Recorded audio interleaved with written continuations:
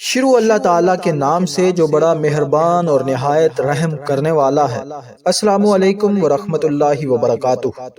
ناظرین، ایک شخص جناب سیدنا علی المرتضیٰ شیر خدا کی بارگاہ میں حاضر ہوتا ہے اور عرض کرتا ہے، یا امیر المومنین، مجھ پر بہت زیادہ قرض ہے، پریشانیاں بہت زیادہ ہیں، مصیبتیں امڑ پڑی ہیں اور طرح طرح کی پریشانیوں نے گھیر رکھا ہے، اور آپ میرے لیے اللہ تعالیٰ کی بارگاہ میں دعا کریں کہ اللہ تعالیٰ میرے قرض کو اتار دے اور مجھے پریشانیوں اور تمام مصیبتوں سے بھی نکال دے۔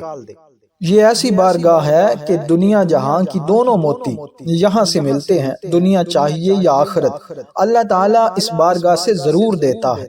وہ سائل کہتا ہے، قرض کی درخواست ہے کہ قرض تلے دب چکے ہیں، بوجھ ہے، فکر ہے، فاقہ ہے، گھر میں تنگ دستی ختم نہیں ہوتی، آسانیاں ختم ہو گئی ہیں، حضور نگاہ فرمائیں، دعا فرمائیں۔ حضرت علی شیر خدا رضی اللہ تعالی عنہ نے اسے تسلی و شفقت اور پیار کے ساتھ کہا، تم ادھر بیٹھ جاؤ۔ آپ رضی اللہ تعالی عنہ نے اسے بٹھا کر فرمایا، ایک دن میں سرور کائنات، فخر موجودات، سید الانبیاء حضرت محمد صلی اللہ علیہ وسلم کی بارگاہ میں حاضر خدمت تھا۔ ایک شخص نبی کریم صلی اللہ علیہ وسلم کی بارگاہ میں حاضر ہوتا ہے اور عرض کرنے لگا، یا رسول اللہ صلی اللہ علیہ وسلم، فقر اور فاقہ نے مجھے گھیر لیا ہے، تنگ دستی نے میری زندگی تنگ کر دی ہے۔ اپنا غم سنایا، اپنا درد سنایا اور عرض کرنے لگا، یا رسول اللہ صلی اللہ علیہ وسلم، میں قرض کے بوجھ تلے دب چکا ہوں۔ تو نبی کریم صلی اللہ علیہ وسلم نے اس سائل کو جو الفاظ سکھائے، وہی وظیفہ حضرت علی رضی اللہ تعالی عنہ نے اس سائل کو بتایا اور فرمایا کہ اس وظیفہ کو پابندی کے ساتھ پڑھا کرو، اگر تمہارے اوپر پہاڑ جتنا بھی قرض ہوگا تو اللہ تعالیٰ اس کی برکت سے اتار دے گا۔ ناظرین، یہ وہ وظیفہ ہے جو نبی کریم صلی اللہ علیہ وسلم نے خود اپنے اس صحابی سائل کو بتایا۔ جو شخص بھی اس کو مکمل اعتقاد اور عقیدے کے ساتھ پڑھے گا، اگر اس شخص پر پہاڑوں کے برابر بھی قرض ہوگا تو اللہ تعالیٰ ضرور اتار دے گا۔ تو ناظرین، آئیے چلتے ہیں وظیفے کی طرف۔ حضرت علی رضی اللہ تعالی عنہ نے اس شخص سے کہا کہ تو پڑھ، اللہم مکفینی بحلالک عن حرامک واغنینی بفضلک عمن سواک۔ ترجمہ، اے اللہ مجھے حلال دے کر حرام سے بچا اور اپنے فضل سے مجھے غنی کر دے اور اپنے سوا غیروں سے مانگنے سے بے نیاز کر دے۔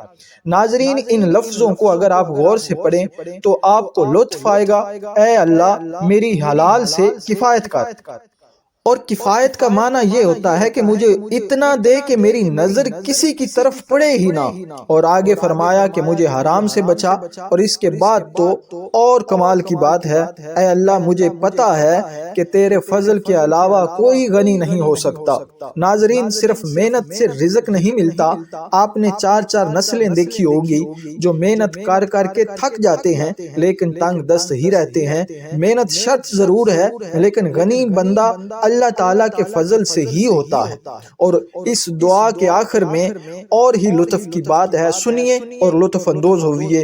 بندہ اللہ تعالیٰ سے کہہ رہا ہے، اے میرے رب، مجھے اپنے سوا غیروں کے سامنے مانگنے سے بچائے رکھنا، غیروں سے مجھے بے نیاز کر دے۔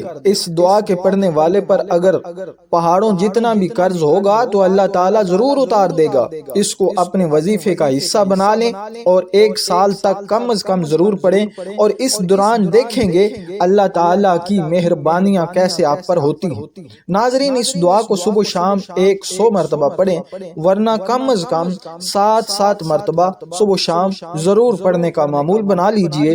اول و آخر 11 مرتبہ درود پاک پڑھیں۔ ناظرین، میں امید کرتا ہوں کہ یہ ویڈیو آپ کو ضرور پسند آئی ہوگی، اور آخر میں آپ سے التماس ہے کہ ہمارے چینل کو ضرور سبسکرائب کر دیں۔